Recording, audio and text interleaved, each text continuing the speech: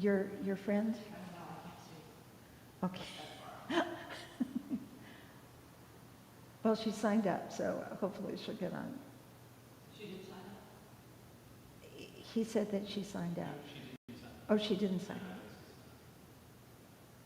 Strange. Well, you can only do so much.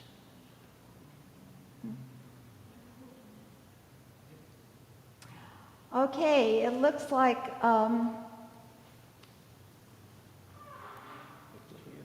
I think we're going to start for everyone that got here on time. Is that Julie Carson? Is that my friend Julie Carson? Oh, Julie, you make my heart sing. I am so excited. I am so excited to see you. Okay. Well, here we are. We are going to start. That's what it's all about, is trying to get here on time, and you all have. So this is our third body, mind, sound bath meditation. And we have been focusing on the elements. So our first one was focused on earth, grounding us, rooting us. And the second one was focused on water, the pliability of water, and yet the very powerful nature of water that can cut through rock and sustain us as well. Today is about air. So air, of course, is our life force. We have to actually have air. Before I go on, I want to acknowledge one more person that just popped up, and that's my dear friend Brooke Roby, who is a supervisor of 6 different homeless shelters in Los Angeles. And she and some of her friends are joining us today. So I wanted to fully acknowledge you, Brooke. Thank you. Love you too. Well, Paul and I are in the arts. So although this is a Hatha yoga based class, and Hatha yoga means sun and moon, but it also is a collection of different styles of yoga. This class is for people of all different abilities, from children, which we have, to people who are in their prime of life, to those of us who are a little bit older. So I just want to let you know. Like me. Like my husband. And me, of course. But this is, so if you're feeling uncomfortable with, I don't know if I can do all of that, don't worry about it. If you just want to sit down or lie down, you are totally capable of doing that.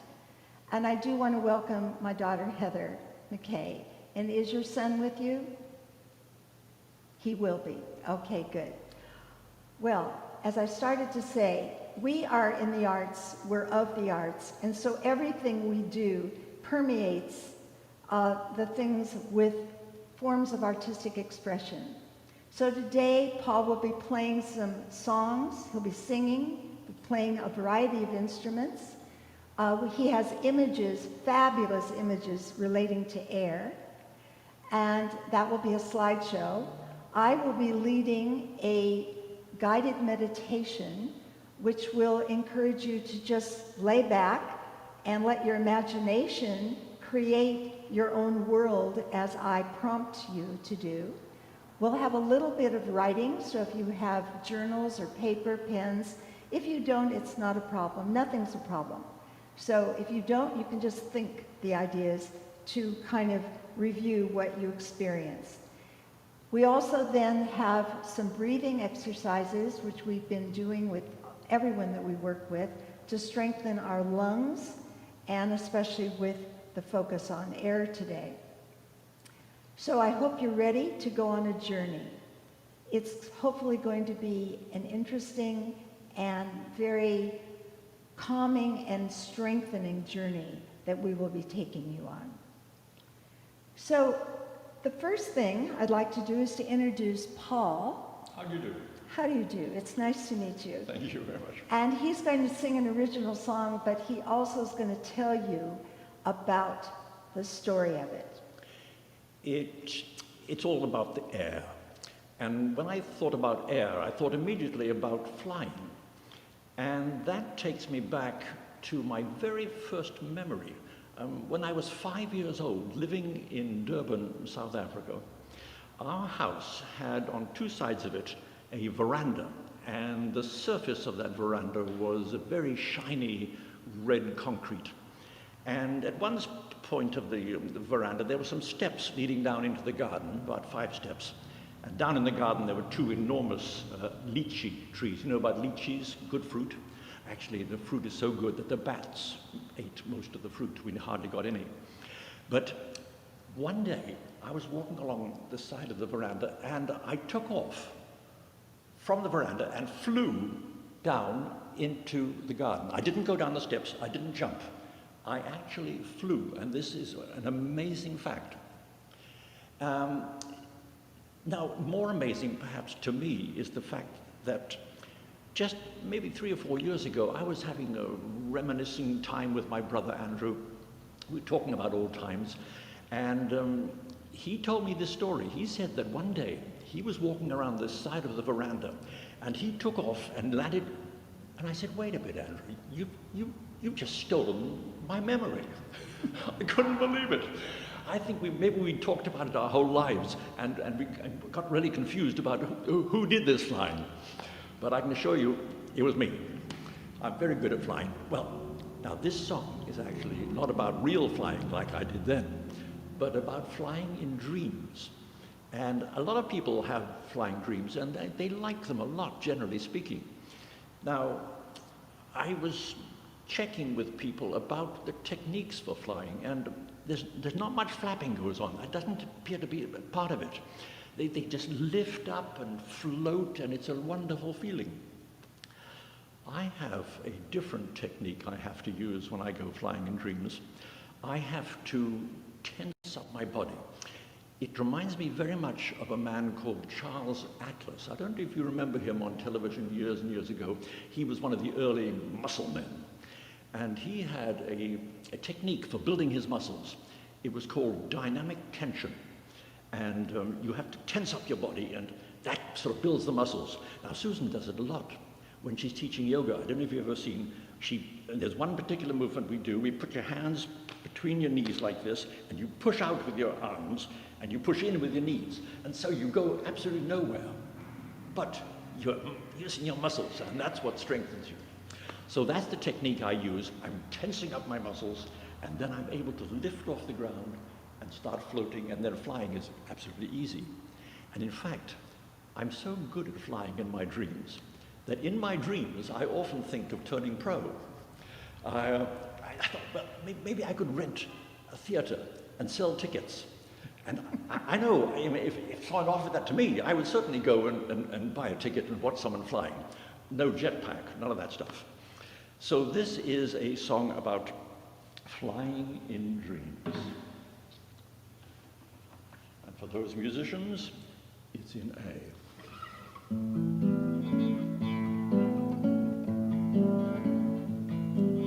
Have you ever flown in dreams?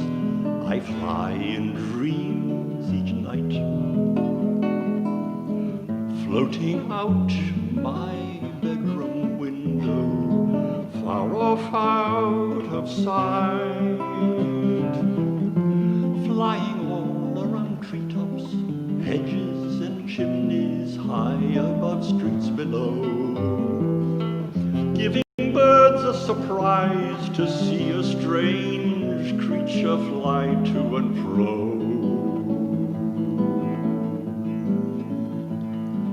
I look forward to each night when I can take off in flight.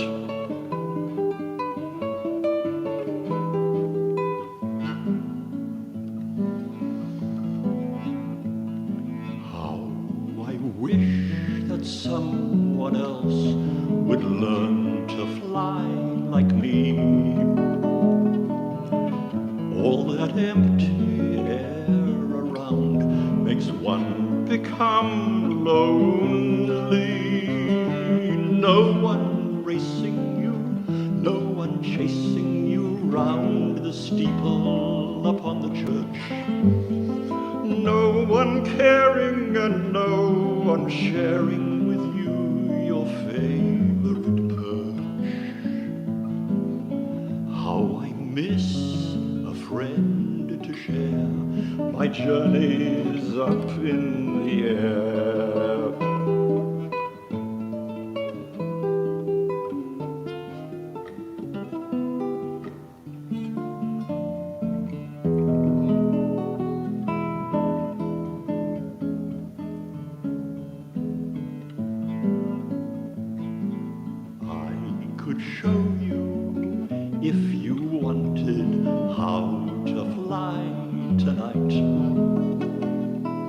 Fall asleep, then concentrate and think yourself in flight.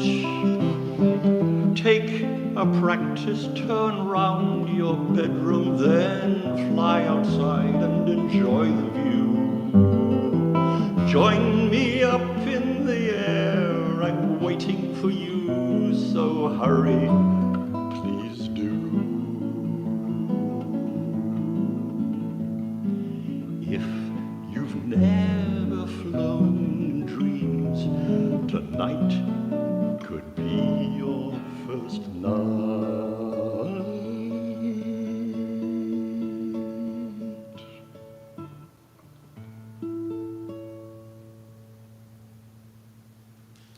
Thank you, Paul. Well, I have a little story to tell. It's very short. But when I first met Paul 33 years ago, he gave me an album of some of his songs, and I played them on my record player at that time. And when I heard the flying song, I took it as his personal invitation to me to come and fly with him. So that's what I did. I accepted his invitation to learn to fly. And that's what we've been trying to do ever since. It's been a good flight. Yes, it's been a good flight. Well, all right. So Deepak Chopra, most of you know who he is. He is an icon in the world of really yoga and Buddhism and how to live a very, very good life. And he says this: the trees are our lungs. The rivers are our circulation system. The air is our breath, and our bodies are the earth. In other words, we are so connected to nature that we are all a part of nature, and nature is really constructed. If you look at the lungs, they have these branches that go out, and they're just like trees. And of course, our relationship between plants, trees, and ourselves, where we breathe out our carbon dioxide, they take it in, and they need that, but then they produce oxygen, which we breathe in. So it's this whole connection to nature. So what we're going to do is start with a breathing exercise, really focusing on our lungs. And especially now, we've learned that the lungs are so critical in our health. So this exercise is going to be an exercise called 4-part breathing. And we're going to breathe in through our noses, take a big breath in, just practice, and then out through our mouth, but we'll say, like ha.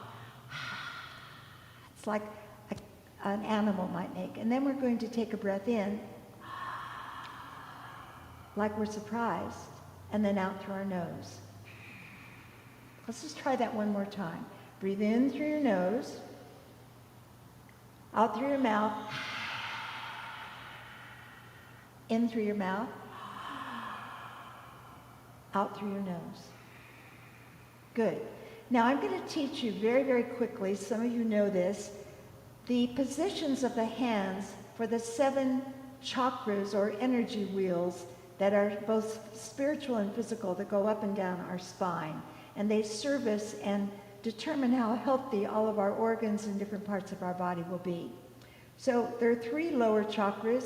There's the root chakra. This will be the position. Try it with me. And then we'll move to the sacral, which is just up a little higher, or the pubic bone in front, that we call it the sacral. Then your belly button, which is the middle of your body, you take a fist and you cover it with one hand. And then the lungs and the heart. So you want to lift weight off the lungs and the heart. Just go up as high as you can. If you can't go up very high, just do it this far. And then we lift our throats. This is for the throat or our voice chakra. Now we're in the upper three. These are more intellectual and about our ability to speak our truth, for example. Then we go making this symbol with our hands. We go to our waist. And this is for intuition. This is our third eye, energy for our brain, and especially the frontal part of the brain. And then we sweep our arms out, and as we do, we push into our feet or our hips, and we feel the crown of our head. So this is for the brain and above the brain, all the energy that reaches out into the universe. So here we go. We're going to do our 4-part breathing, one breath, to signify each of the chakras. Get ready. And breathe in through the nose. Pause. Breathe out through the mouth. Pause. Breathe in through the mouth. Pause. Breathe out through the nose. Pause. Bring your hands up. Breathe in through the nose. We repeat. Pause. Out through the mouth. Pause. In through the mouth. Pause. Out through the nose. Pause. Solar plexus. Breathe in through the nose. Pause. Out through the mouth.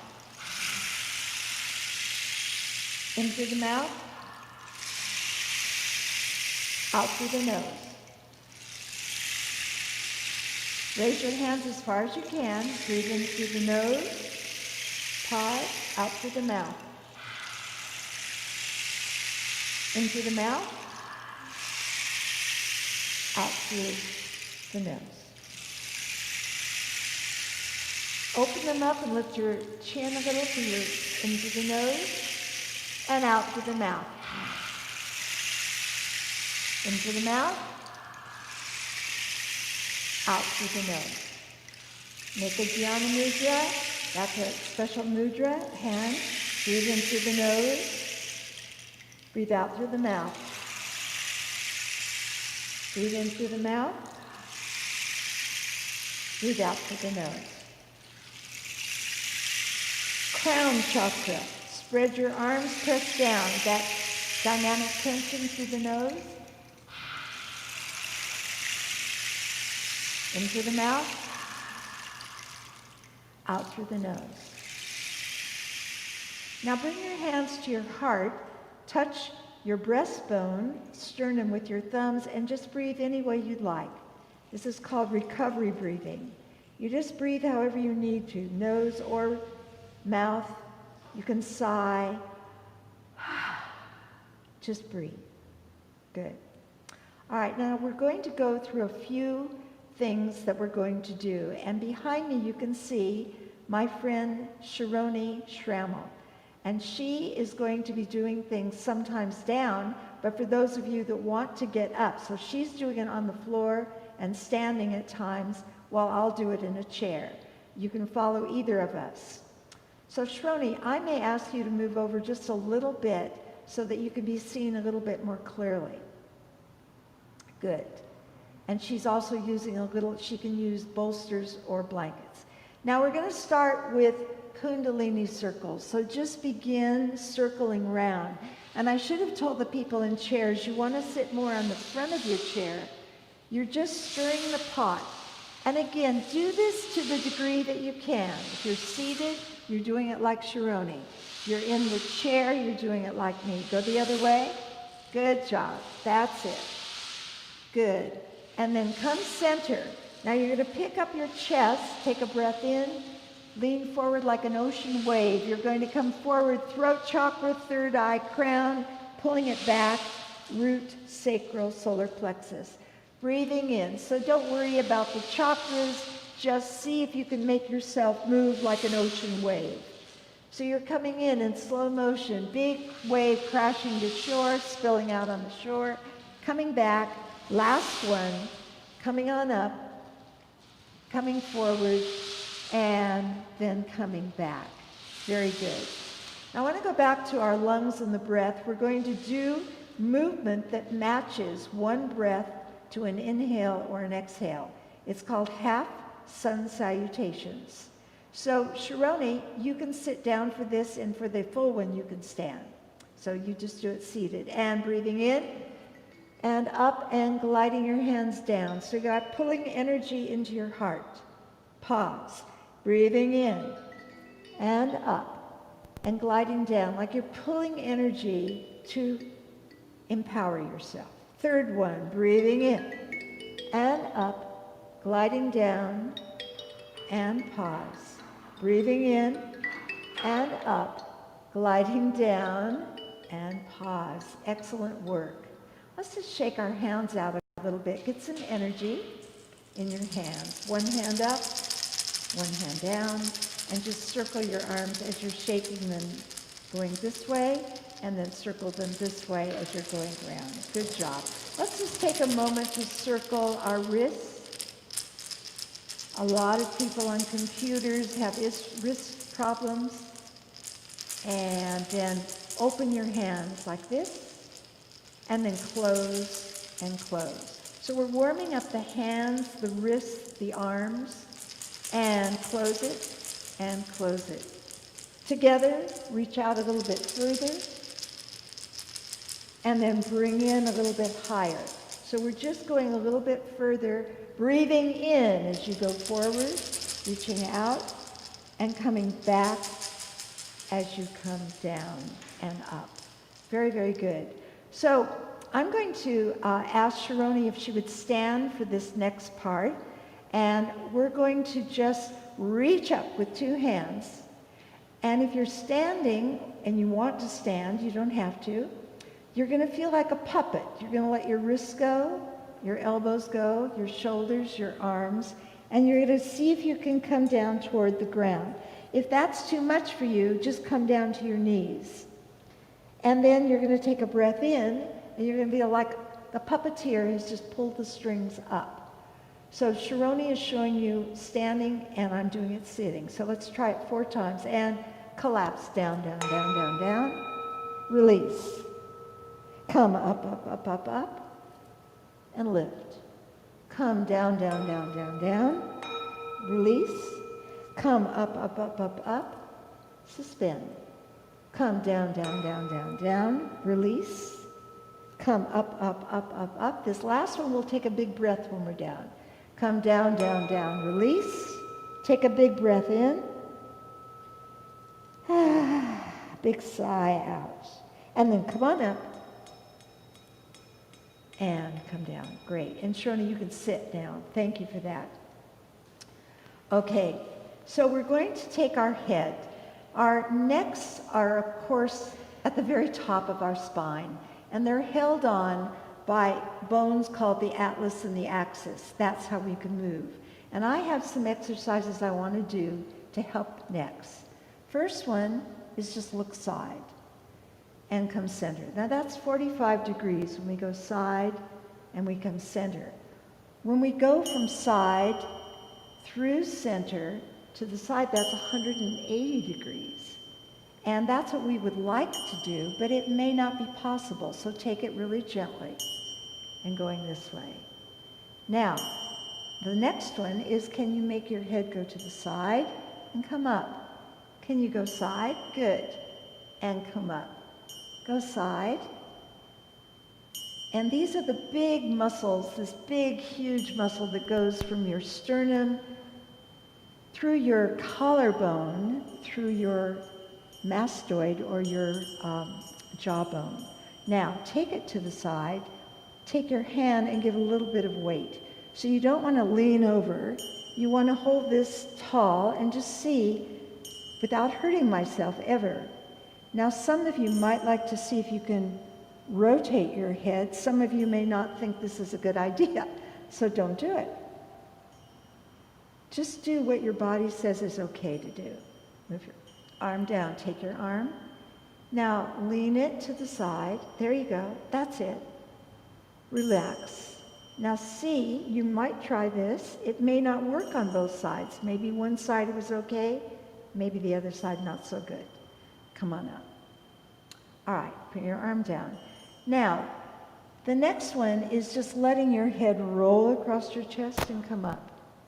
So I have some dancers in the group today, and this is very much an exercise that you also do in most dance classes, especially jazz and modern.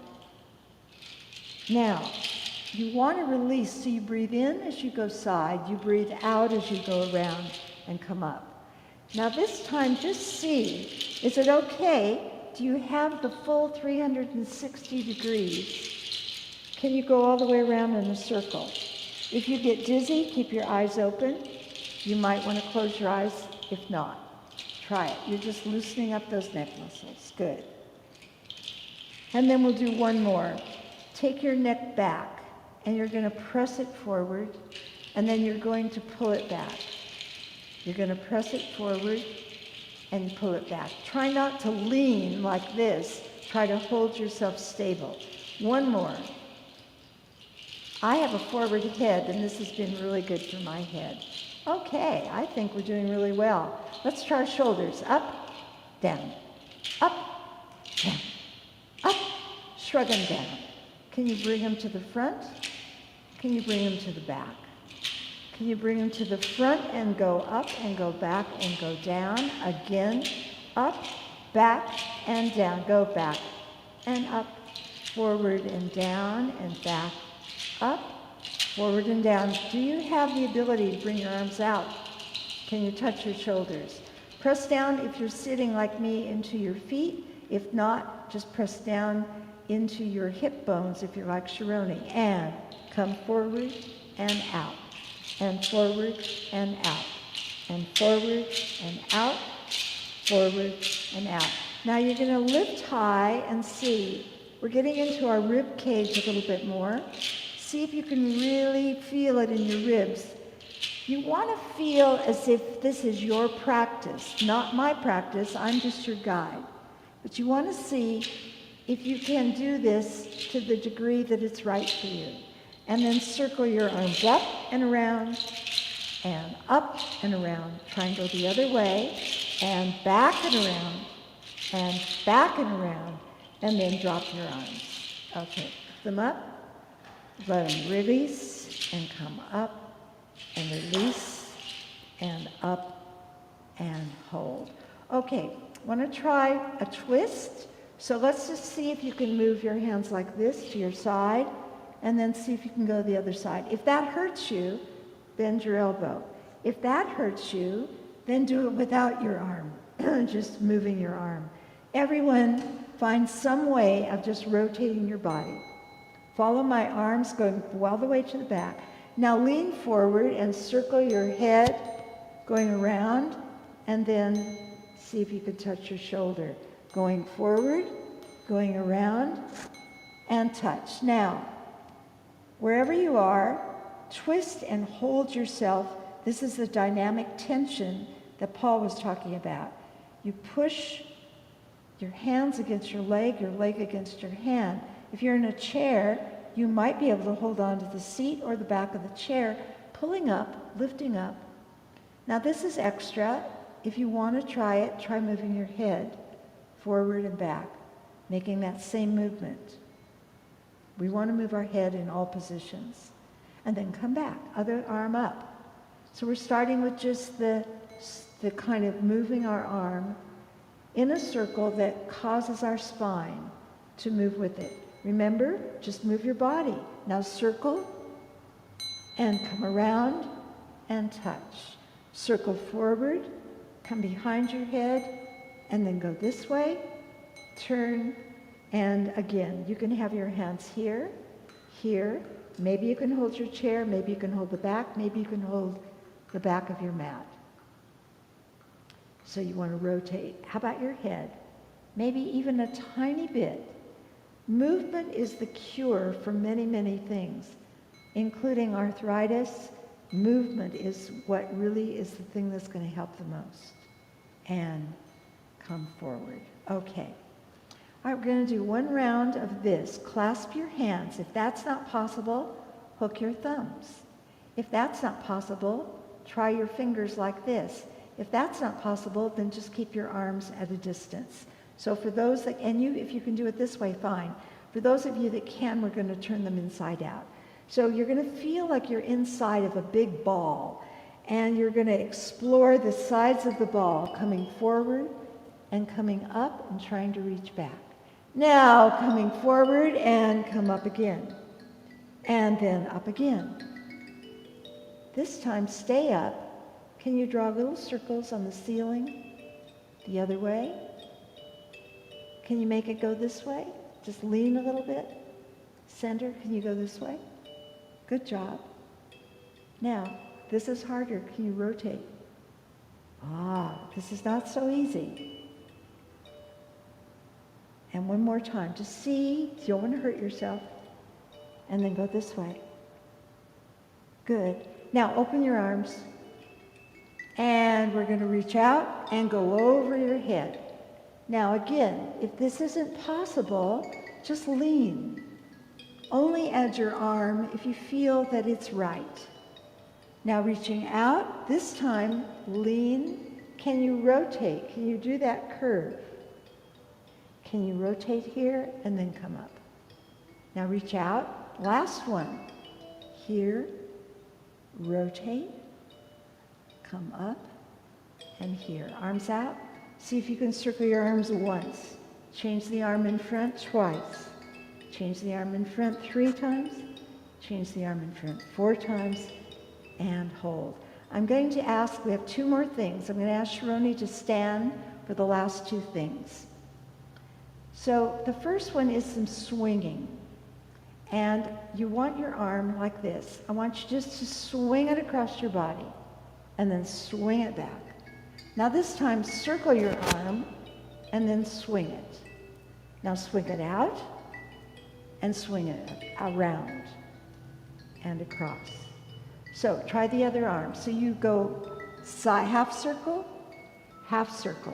Now you drop it and you circle it around and then you go to the side. Now we go back the other way. Side and drop and circle around side. Try both arms. If you're feeling like, what is she doing? I can't follow this. Don't worry.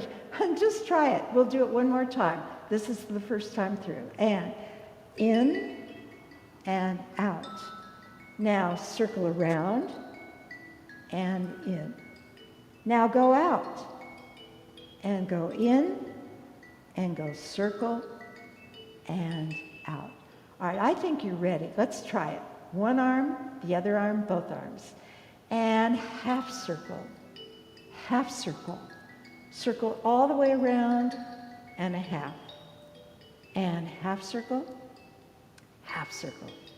Go all the way around and a half. Other arm. And half circle, circle around and half. And circle and around and half. Both arms in and out and circle around and in and out and in and circle around and out. Whoa, let's just go back to those Kundalini circles. Those are just circles. Let's just warm, just make sure your back is okay. We've done a lot of movement. All right. Now, I'm going to do one final thing here.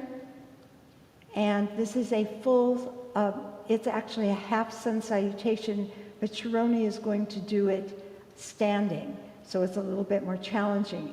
So let's just mark it through. You take a breath in, you touch your hands. Now this time you open your hands, you press down. It's that dynamic tension again. You come down to your knees, and unless you're standing, and you glide all the way down. Now, Sharoni is going to do what we call a flat back, and then we release, round back, and then we sweep our arms up, touch them together, and glide down. We're going to do 4 of them. Do your best. You don't have to be perfect, but try if you can. And breathing in and up and forward. Glide down, roll your down with your back, hang, and lengthen, and breathe out. Hang and sweep the arms, touch, gliding down, and hold. Second one in and up. So we're putting everything together, breathing, rounding, hanging, and breathing in, and here, and go down, and sweep the arms, and again, breathing in, up, forward, and down, and breathing in flat back, and release. And sweep the arms. We have one more. See if you can do it, maybe with your eyes closed if you're really good, or by yourself, just thinking it through for yourself. And coming down, and come down. Here, rise up, and come down, and sweep the arms. This is our final thing for this part. And come down, and hold. Just take a moment, take a couple of breaths, and sigh. Okay. And Sharona, you can sit down. Thank you very much for that. All right, you are in for such a treat. Paul is going to come back, and he is going to take you through a series of slides, images, and little stories that he's put together about air. And then, following that, I will be doing a guided meditation with you in which you just get to lay down, relax, put your legs up on a chair, or however you want to be comfortable, sitting on a chair as well. Paul. Okay, thank you very much. You're welcome. Air, yes. Like the first two, as you know, water and earth, air, absolutely vital. And it's amazing how many wonderful photos I've been able to collect. And I'd like to be able to share a few, but there's this thing called screen share, and it's a dicey business. But we can see if we can get started on this slideshow. The first one, absolutely fascinating. There it is. That's it. That's the first slide. It's air. Of course, you can't see it, but it is there. And you can see where air has been for a long time, blowing hard for ages. That's the power of air when it's become wind. And wind does its job of making sure that everyone has dandelions growing in their lawn. Sheepdog. A bad hair day for sheepdogs. No one is immune to wind. Even Pope Francis loses his skull cap. But we know where wind comes from. Today, it's from the west. Where else can you find air? Underwater, with some scuba divers. It's surprising how heavy air can be. So get rid of the air in your blimp, fill it with helium, which is lighter than air, then flying is almost effortless. And if you warm up the air, it's a wonderful ride. These pictures we took in Cappadocia, Turkey, last year. Susan and I were there. From above, you get a wonderful view of this extraordinary terrain. Now, if your flying vehicle is heavier than air, it's a lot harder to fly. That takes a lot of inventing. Or if you don't want to invent, you know how to fly. This is our granddaughter, Skylar, demonstrating flying. Amazing how she can do that. Now, most people need actual flying machines to get up there off the ground. And that takes a lot of power. But luckily, we can also harness the power of air. In a little dinghy on the left, one puff of wind and off you go. It takes a bigger puff for a tall ship on the right. And if you want to go really fast, up to, say, 50 knots, which is 55 miles an hour, jump on with one of these catamarans that compete in the America's Cup. Can't believe how fast those guys go. We've been harnessing the power of wind for a long time. These are old windmills from the Netherlands. And I'm sure you've seen these ones dotting the horizon They've got lots of them around Los Angeles. This one on the left, you can see it's been mounted out in the ocean.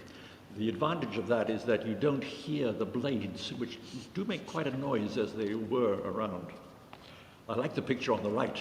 This is 14 of those windmills lined up in a row, perfectly positioned. I love that one. Look at the size of that machinery. I mean, these are massive structures. It's hard to focus on the size of them when they have nothing to compare it with nearby. Now, the next one is one that we found when my brother, it's right next to where my brother lives in Africa. Susan and I were out there, and we went to the base of this one while it was working, and the blade does an entire 360-degree circuit in about 8 seconds. So the tip of the blade is going extremely fast. No wonder eagles get killed by them. Talking about birds flying through the air, we don't see this one around here.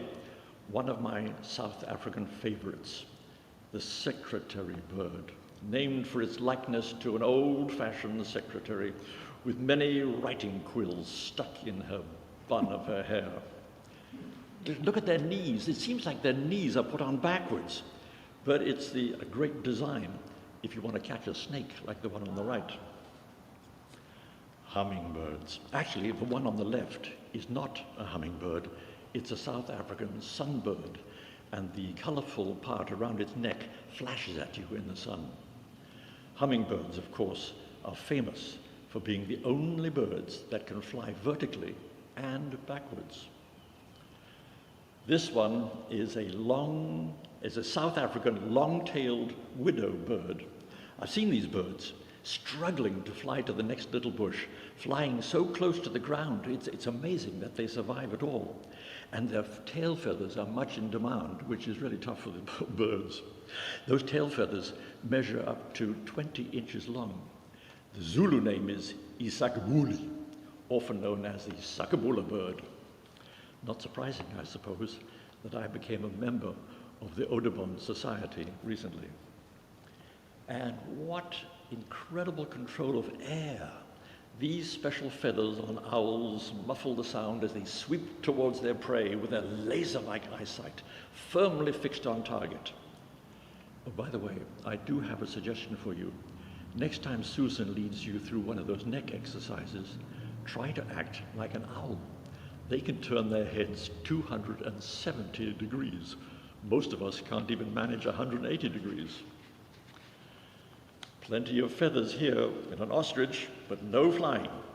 They've been clocked on foot at about 45 miles an hour, with bursts up to 60 miles an hour. Quite incredible. More gliding. It's more gliding than flying. No feathers on a flying squirrel, just spread out fur. What else flies? Hundreds of things. Flies, for a start. Starting on the top left, we have the dragonfly, then a fruit fly, the mosquito, I'm sure you recognize that one.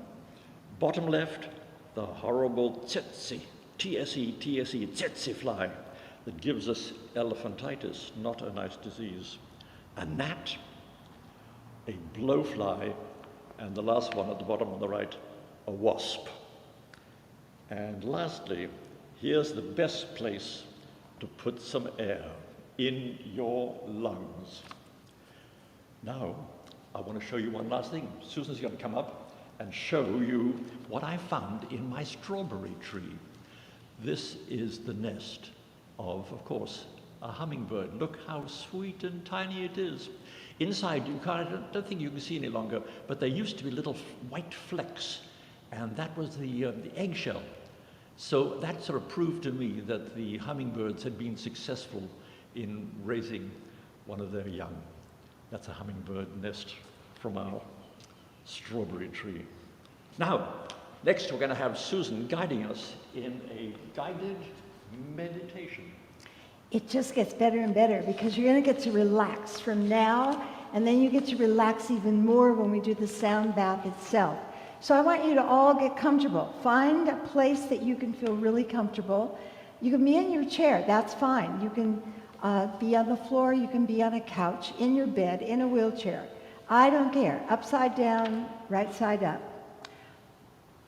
I'd like you to begin by just, as I said, being comfortable, and then begin with your breath. And realize that we are only alive as long as we are breathing. So breath is essential to our very essence. So begin with breath. You don't have to do it any particular way. Just do it in a way that helps you drop weight, to drop tension, to relax. And in this guided meditation, I'm going to take off on the idea of flying. So I'm calling this meditation, Dare to Dream, Dare to Fly. You're going to be using your imagination, so don't put any holds on it. Let it be free. Imagine yourself either standing, sitting, or lying down when the idea of being able to fly comes into your awareness. I wonder what it would be like to fly. Without thinking too much about it, just spread out your arms and lift up into the air. Maybe it's a slow rise. Maybe you're lower to the ground, maybe you go a little bit higher. As you gain confidence, you realize that you can fly. And as you start to fly, you feel freer, more confident, and a little curious. You feel buoyant. Maybe you're rising slowly. Maybe you are laying down like flying with your stomach toward the earth, your back toward the sun. Maybe you are flying more standing up. It's your choice. You see things below you. Streets, cars, trees, gardens,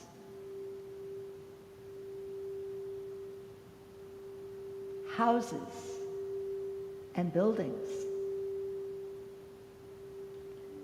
Perhaps it's your own neighborhood below that you see. You're getting kind of excited inside. This is a little bit of a new experience. Perhaps, or maybe you've done this before.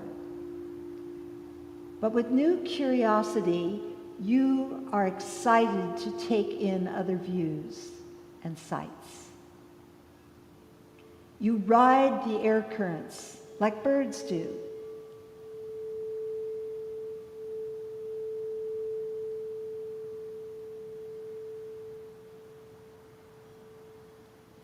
In fact, perhaps there are birds you see in your flight, below, above, near you. Perhaps you even decide to fly with the birds for a while. You feel a connection with birds that you've never known before you could fly. Maybe you're flying with seagulls, pigeons, hawks,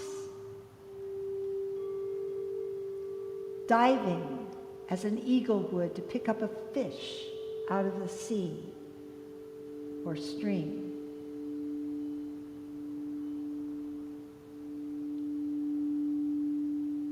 Maybe you decide to land for a few moments and rest, figuring out how to land in a tree. finding a branch, maybe a telephone pole, maybe a building, maybe a cliff. Wherever you are, you turn your head and you look around in amazement at what you see, how things look from above, how you can take in more of the big picture. You can see how things connect. You can see what's behind you, what's below you, and even what's ahead of you.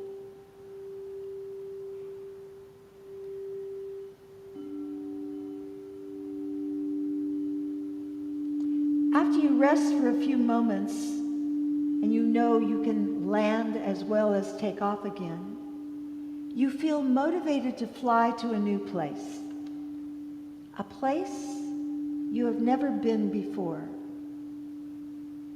But it feels familiar, like a long ago memory, or perhaps a place you visited in a dream.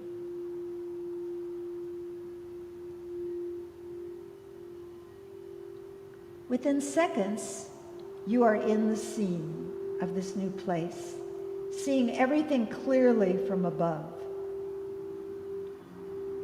It becomes clearer to you. The pieces, which were perhaps unknown when you were on the ground, seem to fit together in very interesting patterns. You begin to understand the power of viewing things from above. This place that you are above now is where your deepest longings lie. A place of deep beauty, peace, and connection.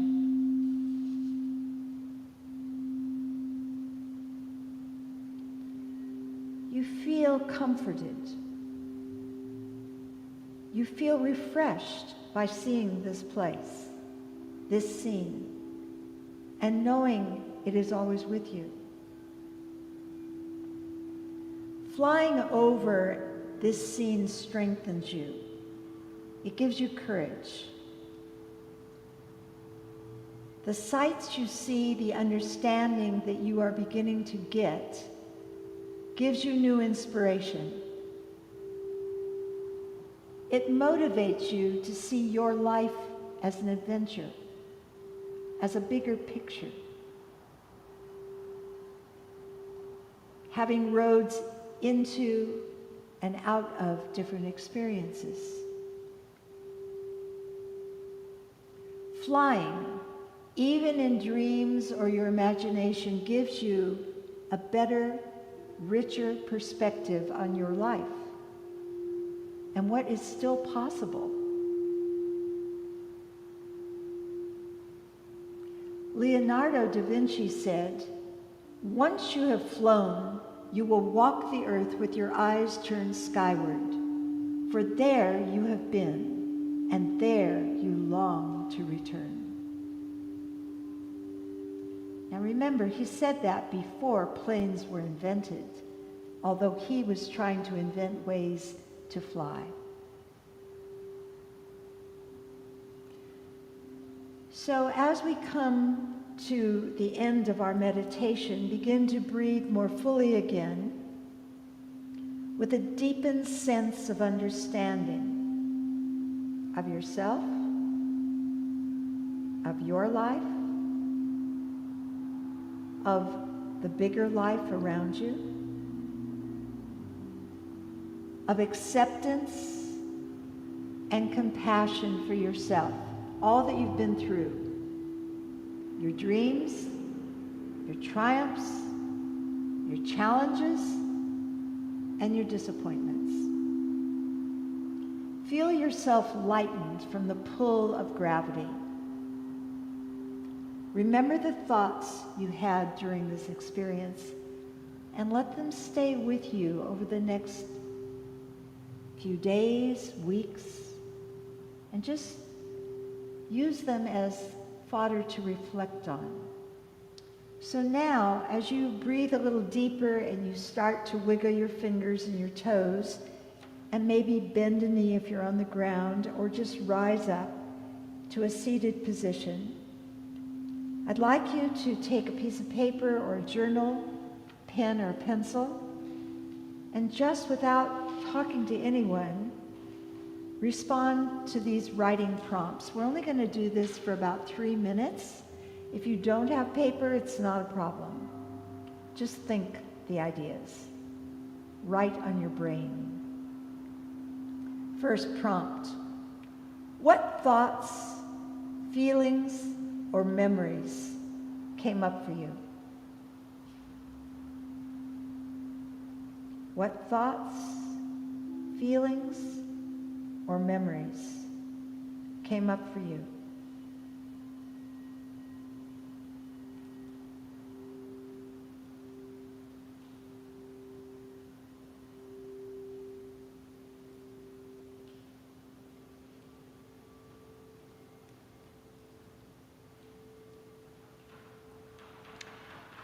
Now, I know we don't have a lot of time now to write, so if you are able to just jot down some of your thoughts, you can reflect or continue writing about them later and develop them if you wish. I write a lot of poetry, and I start with just brainstorming ideas, or you can just make it just a launch for your own thinking. Second prompt. Do you have any new insights about air? About flying? Any new insights? Any words that might rise up that you associate with air?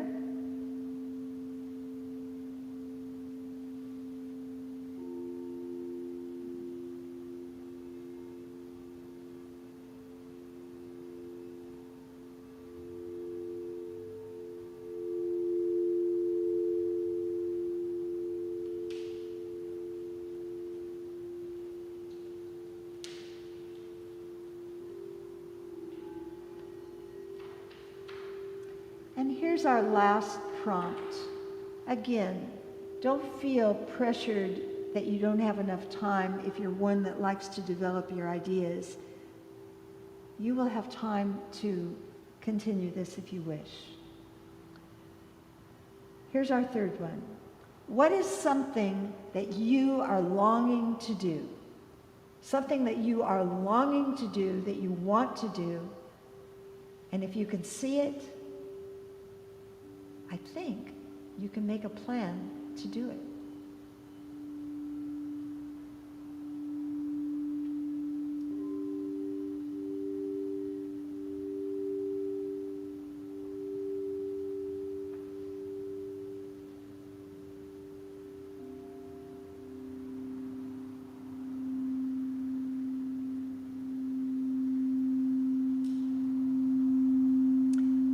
And to end this section, Thich Nhat Hanh, who is Vietnamese and he is a Buddhist monk, he lives in France and he's very wise. He says this to say, feelings come and go, like clouds in a windy sky. Conscious breathing is my anchor. So think about making it yours as well. And now, Paul is going to introduce some very interesting wind instruments to you, and that will be followed by our sound bath, which you get to relax again for. Yes, when I think of wind instruments, of course I think of woodwinds and I think of brass, because these are orchestral instruments. My first instrument was woodwind. It was not made out of wood, it was a metal one. Well, it was fake silver. It was not real silver, of course. A flute. And you know about flutes. But do you know about this kind of flute? Now, I always try to keep my instruments in a suitable box, and this box is actually not suitable because it's far too big. This is the size of it. That's the size of it. And this is a nose flute. And it is quite a disgusting instrument because you have to shove it up under your nose and blow the air out through your nose. And so there's a little hole in it here. I don't know if you can see. There's a hole here, and the air goes in there from your nose. It makes a right angle turn. It goes down in front of your mouth. And it's the shape of your mouth that changes the note, just like whistling. And it sounds a little bit like this.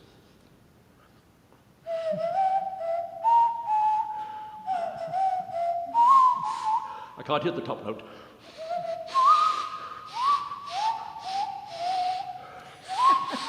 Excuse me. Oh, it's quite disgusting. I don't know.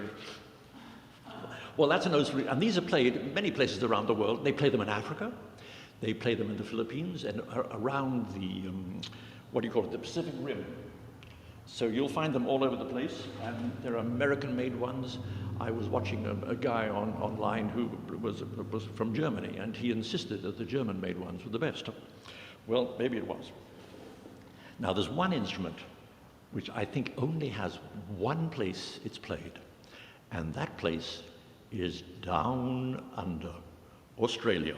And you may know the instrument I'm talking about. This is one that's been around for thousands of years. The Aboriginals have played these things.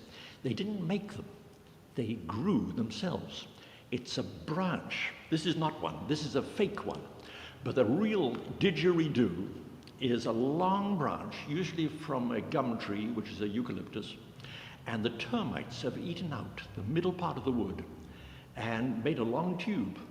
And you put your lips at the end of it, and you make a very rude noise, and it gives a wonderful roaring sound. Well, this is a modern version. It's also made in Australia, but it's made out of something else. And I'll try to find a way to play this thing and explain how it works. Big rude noise, and then...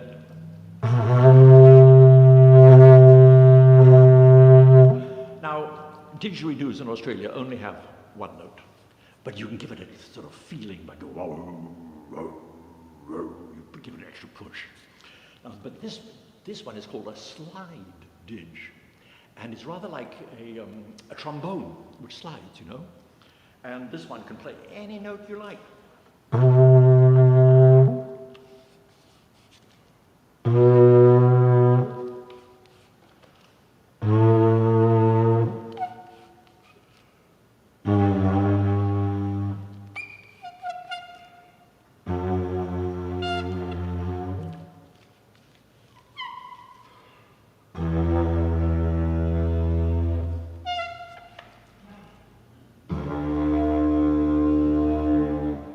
More to go. One. That's the bottom note, full length.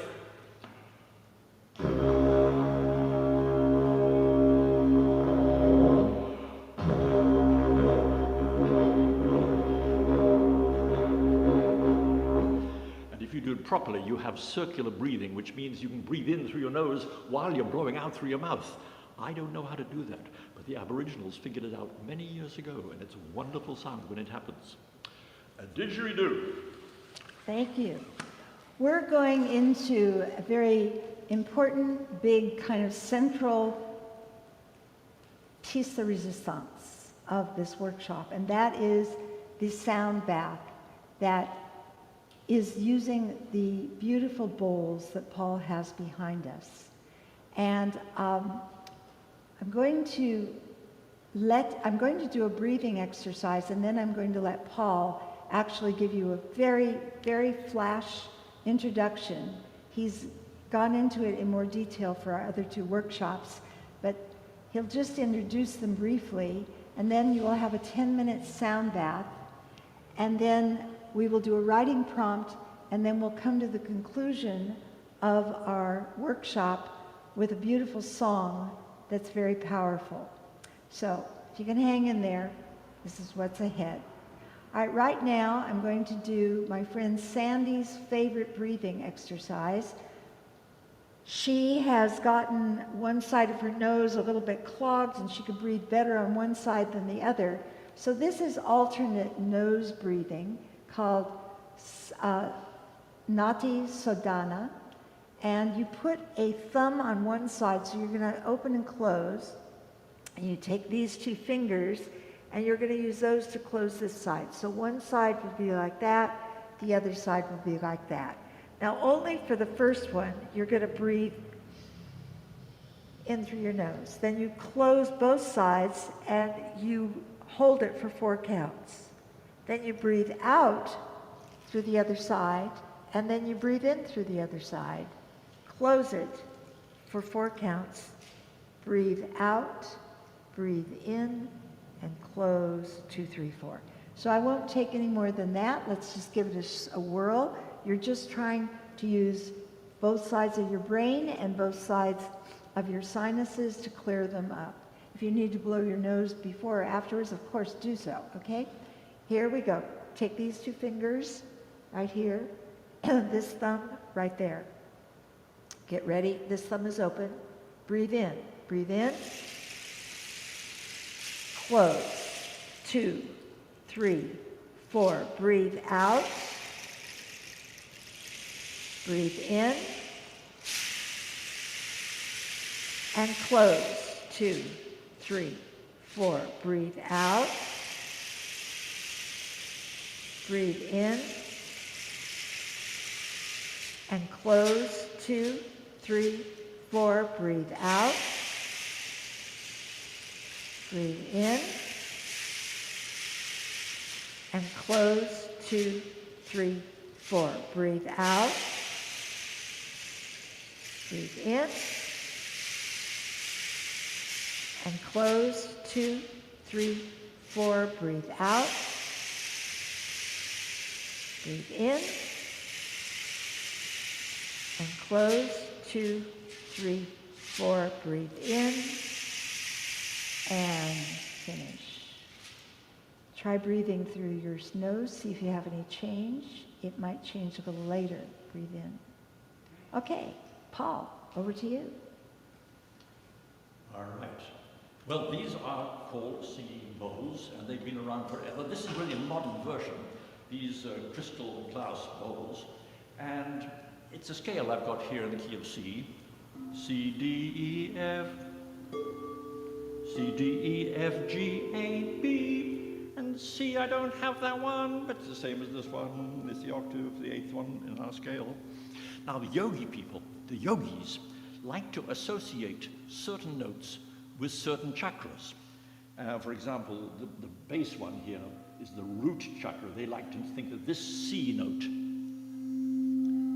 is able to help the chakra, the root chakra.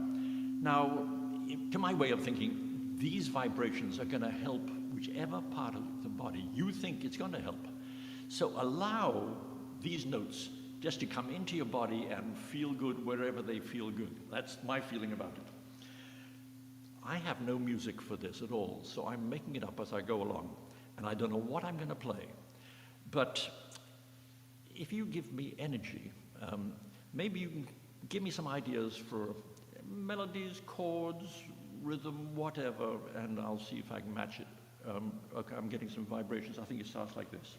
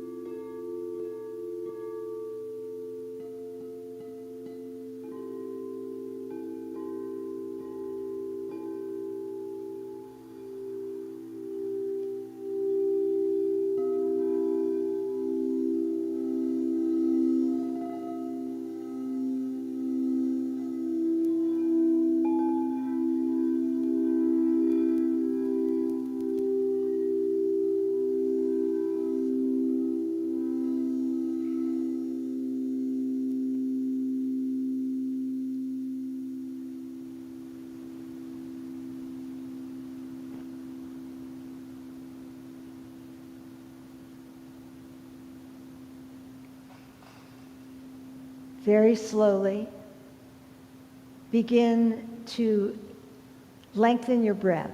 Lengthen your breathing very slowly. Begin to just be aware of how you're feeling. If you fell asleep, it was okay. That's part of it too. It maybe just relaxed you. But it's been known throughout ancient cultures as well as modern ones that sound is a healing vibration that helps us rebalance, reboot our bodies. So if you have that journal, that paper, that pen near you, I'd like you to just sit up. Unless you don't want to, then don't. But if you want to sit up, I have a few writing prompts, just a couple. And you can just jot down some thoughts. Number one, what did you experience as the various sounds were played? It's called a sound bath because it's kind of like a bathing, a bath or a shower with sounds like water surrounding you. And if nothing happened, that's okay too. You don't have to have an answer.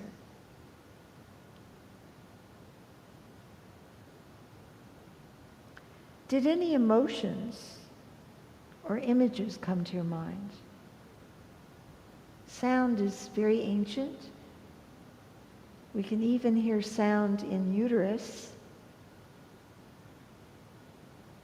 And see if any images came to you, any feelings, any emotions.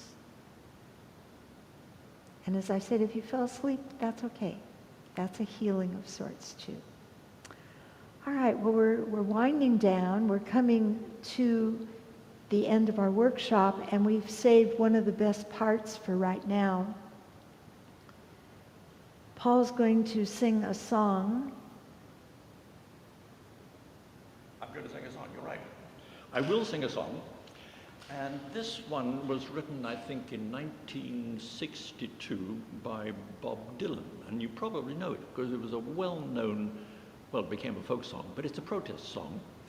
And he wrote this song, and it's, let me tell you about another man. I'm name dropping here. This is Bob Dylan, but it's also Pete Seeger. Now, Pete Seeger was a friend of my father's.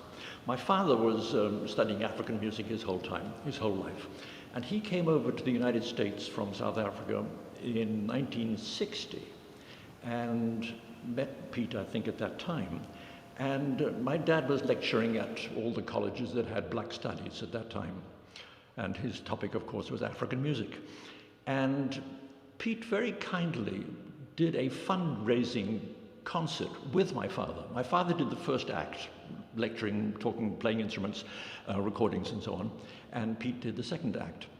And later, Pete Seeger spoke to me and he said, he was talking about my folk singing career, and he said, you know, if you want to succeed, you should write protest songs.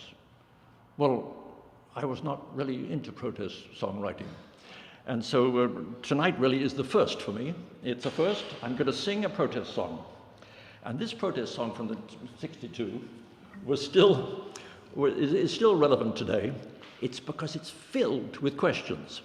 And as we get, when you watch television, very few answers. Nobody has answers to all these questions. So that's what this is all about. It's a protest song. And before you start. Okay, go ahead. Before he actually starts, Sharoni is standing in the back. Sharoni, move this way just a tiny bit. There you go. And Sharoni and I'm going to do some very simple movements to this song, and it's called mirroring. So if you would like, move with me so you can get a little bit more involved in the actual expression of the song. And if you're Sharoni, I've asked Sharoni, who's been a dancer, if she would just express herself standing in any way. So I know some of you like to stand, and I know whether you're a professional dancer, some of you are or not, stand up and just let this be a time when you get to move and express yourself. And you know what? We're not watching. So maybe your dog is, but maybe no one else. Anyway, Paul, thank you. Continue. All right, well, I think it's a song called Blowing in the Wind, and the chorus, it goes like this, and if you're dancing and whatever, you can sing the chorus with me. It goes like this, the chorus. The answer, my friend, is blowing in the wind. Sing that. The answer, my friend, is blowing in the wind. Then it goes on. The answer is blowing in the wind. Sing. The answer is blowing in the wind. The whole chorus like this. The answer, my friend, is blowing in the wind. The answer is blowing in the wind. It goes like this.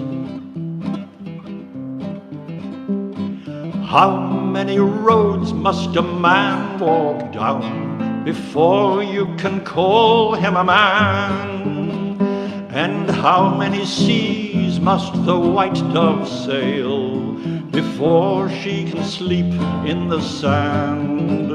Yes, and how many times must the cannonballs fly before they're forever banned? Sing the chorus. The answer, my friend, is blowing in the wind. The answer is blowing in the wind. Ba-dum, ba-da-dum, ba-da-dum, bum, ba-da-dum, ba-dum, bum, ba-da-bum, dum-bee. Yes, and how many years can a mountain exist before it is washed to the sea? Yes, and how many years can some people exist before they're allowed to be free?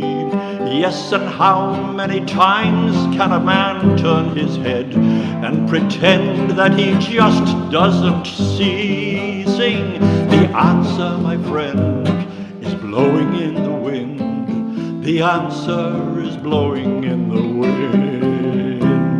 Ba-dum, ba-dum, bum, bum, ba-dum, bum, ba-dum, ba-dum, ba-dum, ba-dum, bum, ba-dum. Changing key. And how many times must a man look up before he can see the sky? Yes, and how many years must one man have before he can hear people cry? Yes, and how many deaths will it take till he knows that too many people have died? The answer, my friend, is blowing in the wind. The answer is blowing in the wind. One last time. The answer, my friend, is blowing in the wind. The answer is blowing in the wind.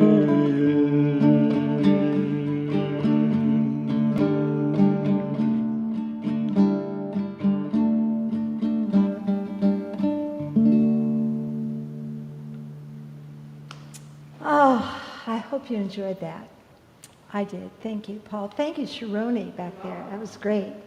Well, we've come to the end of our workshop. I want to thank two people that were very, very important to this, and that is Madeline Dahm, who has been our stage manager and been creating and making this all work, and John Lightfoot, who has hosted this from his online gurus.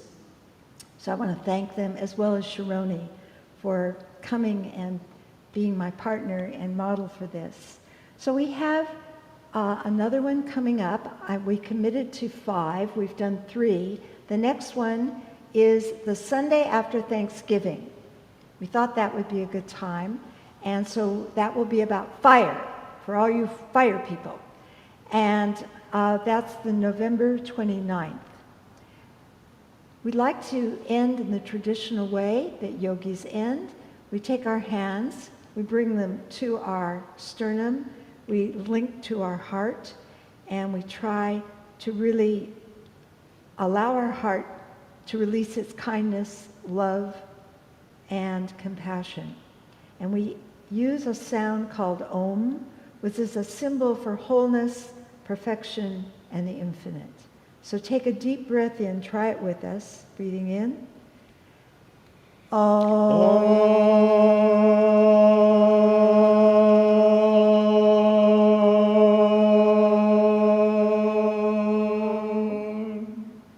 And then I like to say Shanti. Shanti. That's peace. So if you have peace within, you can breathe peace out onto your community. And then traditionally, we go like this. We go Namaste, but this is to something bigger than ourselves. Namaste. Namaste to our own hearts. And then finally to our inner teacher, who has been the person I've been talking to within each of you. Namaste.